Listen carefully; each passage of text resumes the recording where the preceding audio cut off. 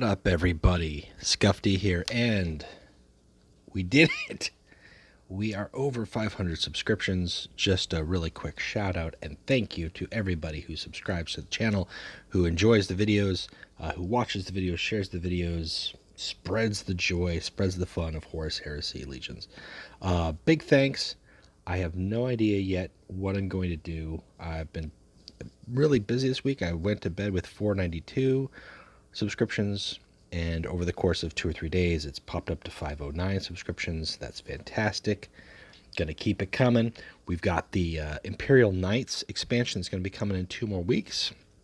We just started the Battle of Sarosh, the Defenders of Caliban expansion. This is a fantastic, fun faction in the event. I'm still wrapping my head around the faction themselves. I did some crate openings. Didn't record it. I was like 4 a.m. up opening crates. Not in a good place. Got 2 legendaries. I did manage to get Attias, as well as the Irresistible Charisma, and I think those are solid legendaries to get. No Luther yet, but the event is young, so we're going to see how that goes. Also, we've got some updates with regards to the interface in the game. They just updated the Sergeant Cork deck. Where is it? Right there. They just did some updates to Sergeant Cork, which is the Ogren Sergeant, previously known as the Warlord, previously known as the Ogren Sergeant. Sergeant Cork has got some changes to his decks. They were pretty powerful as they were. Also, they have added new battlegrounds, which is something nice to see. We've got some patch notes. They did some interface stuff, a little bit more nice, as you can see here with regards to the collection. They've now got factions organized by traitor, loyalist, unaligned, and neutral. And there's a nice little deviation there because that means that there's going to be room for more expansions. I think we can expect to see Imperial Knights tagged into here to the unaligned because they weren't neutral. They're their own faction, and most of them tended to be loyalist, but many of them also deviated or were pulled into working alongside or joining the traitor forces. So a faction, as it were, that is in of itself the way Orphans of War are, the Defenders of Caliban are. They can't be mixed with other cards, not like the neutral factions. And I think that's the big definer here. Neutral factions, obviously, you can take these cards and make a Kalidas Assassin deck, but you can also take all the troops of all 3 of these and throw them in any other deck. That's not the case with Orphans of War or Defenders of Caliban. So it works thematically in that sense. So yeah, busy week, and this is just a short little update video. This is like noon my time, and I'm going to be cranking out some videos for the next 2 to 3 hours, just non-stop video recording that'll be released over time in celebration and preparation. But just want to be a big shout out for the 500 subs. That's fantastic, and I hope to somewhere down the road, a year or 2 down the road, if we've still got this game going, to be 500 more. So that's just all there is to it. First impressions for the Defenders of Caliban. Let's talk about that. So looking at the cards themselves, I'm not going to do a whole card by card because, as I usually do with the card by cards, I give it some time. Probably once the expansion is fully released and we've seen the Imperial Knights as well as the new neutrals, I'll go back and do a Dark Angels and a Defenders of Caliban card by card. But the faction as a whole, the way they play in the event is really fun. This Jaeger on the surface looks like a terrible card, but the faction has got such synergy that they've got so much stuff going on with Duplicitous and cards that create those cards, and a lot of infantry cards in here that make sense. Like when you just play them all together, they are very effective. Especially with Pride of Caliban. On the surface, Luther as their master of Caliban, the Grand Master.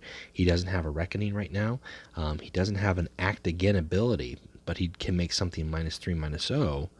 And later game, if you've got Pride of Caliban on your Warlord and you start pumping out units from the Caliban Knight, who's an infantry, and you can act again. The Caliban Knight uses their ability to put another unit into play, and you can act again.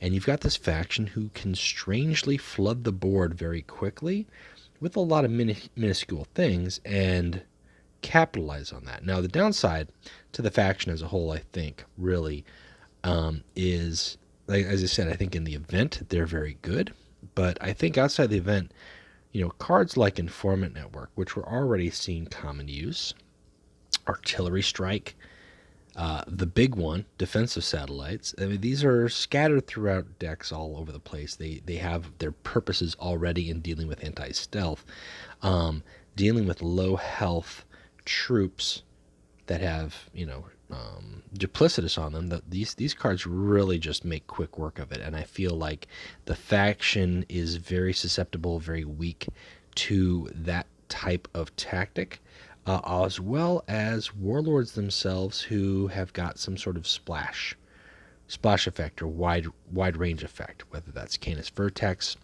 Captured Mandragorax, which has just got a great early to late game ability going up against them, or you've got warlords. Well, I would normally have said Shabran Dar. Shabran Dar's ability right here, that's like Jaeger killer. He's a Jaeger bomb is what he is. This guy is just a chopping fool.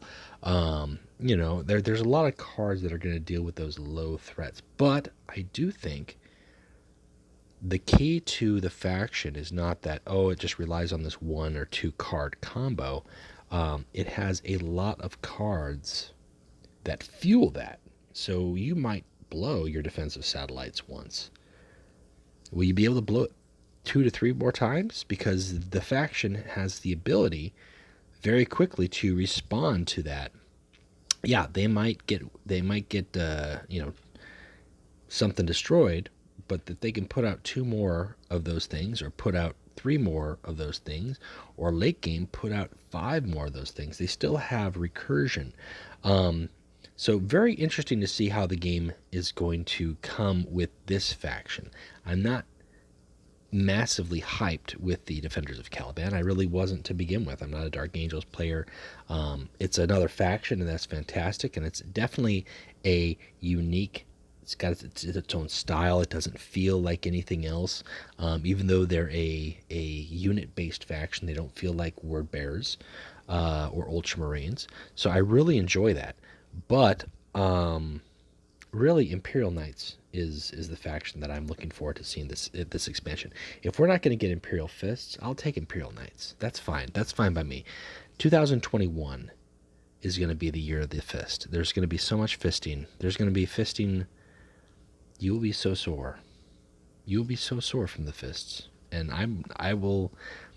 my fist will be so sore. It's going to be fantastic. My fist, because of this, I'll just wear out my fingers from tapping, and then I'll be down to nubs, and then I'll be down to a fist, and I'll just be fisting my fisting my foe. That's what I'll be doing. But yeah, I mean, first impressions, I really kind of enjoy these guys. On the surface, I was like, I don't know. Thematically, okay. Event-wise, I'm actually having a lot of fun in the event because it's even scaled. I don't know about ladder, so there's still a lot to assess and evaluate. But yeah, not bad. Not bad. Now, in terms of how they compare to the Dark Angels within the same expansion, I don't know if I like the Dark Angels more than I like the Defenders of Caliban. Again, thematically, as a player who doesn't really care for either, and I don't have any favorites, I kind of like the early game of the Defenders of Caliban, but the Dark Angels have got some very powerful late game cards that I don't have yet, that I really want to see, and quite frankly, I do. There are a couple of cards within this faction that I do super like. They're not huge, but I do like the synergy that they've got with buffing troops and healing the warlord. I do think though that there feels like there's a more of a cohesion within the Defenders of Caliban. So that's it. That's just first impressions. First impressions. We've got event hype. We've got new backgrounds. We've got some new event decks. Still too early to see which the event decks are going to be doing. I don't know if I'm going to have time to do an event deck video.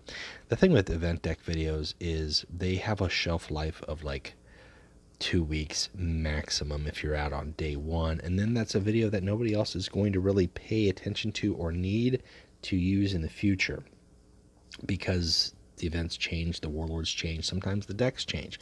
So yeah, just play what you want to play. I think we're going to see this card back, the Loyalist card back, win, just for the simple fact that a lot more people are going to be playing the Defenders of Caliban. That's just what's going to happen.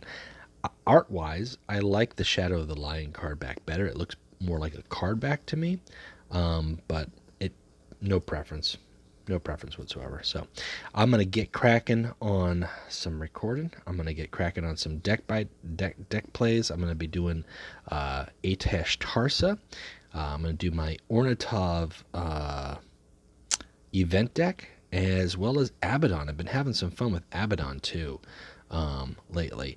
And then I might be doing a card by card. So the day is stacked. The day is stacked, but it's a weekend. I'm ready for it. I'm rested. And I hope your crates are good. I hope you got some solid pulls, and I hope you're having fun with the new faction. Let me know what you think. And until then, keep playing Legions. We will talk to you guys soon.